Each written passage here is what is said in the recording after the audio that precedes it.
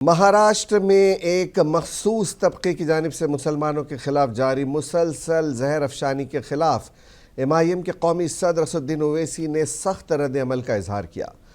मुस्लिम तबके के साथ की जा रही ज़ियादतियों पर उन्होंने कहा कि वज़ीर आज़म का सबका साथ सबका विकास का नारा फर्जी है। असदुद्दीन ओवैसी ने वक्त तरमीमी बिल के ताल्लुक से कहा कि मोदी हुकूमत की तरफ से इस बिल को लाने का वाहिद मकसद मुसलमानों से उनकी औकाफी जायदादों को छीन लेना है।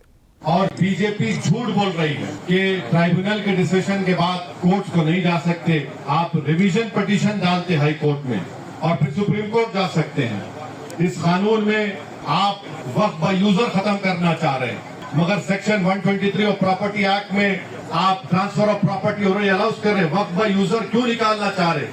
क्योंकि मोदी ये बोल रहे हैं कि 200 साल पुराने कागज लेकर आओ, और कागज नहीं निकलेगा तो वो उस प्रॉपर्टीज को कब्जा करना चाहते हैं।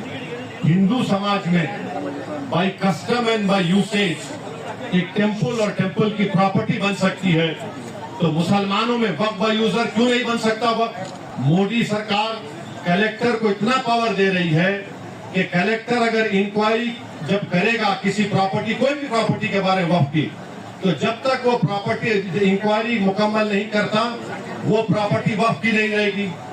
पहले 95 के एक्ट में था कि अगर कोई वक्फ की प्रॉपर्टी चोरी करता तो 2 साल की कैद बामुशक्कत, रिगरस इम्प्रिजनमेंट।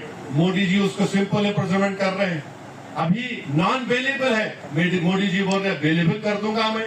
मुतवल्ली अगर कलेक्टर की बात नहीं सुनेगा सेक्शन 61 में, तो कलेक्टर मुतवल्ली को अगर बोलेगा कि मस्जिद को कर रहे हैं या नहीं कर रहे हैं, ये कानून भारत के कॉन्स्टिट्यूशन के खिलाफ है। आप कैसे इस तरह का कानून बना रहे हैं?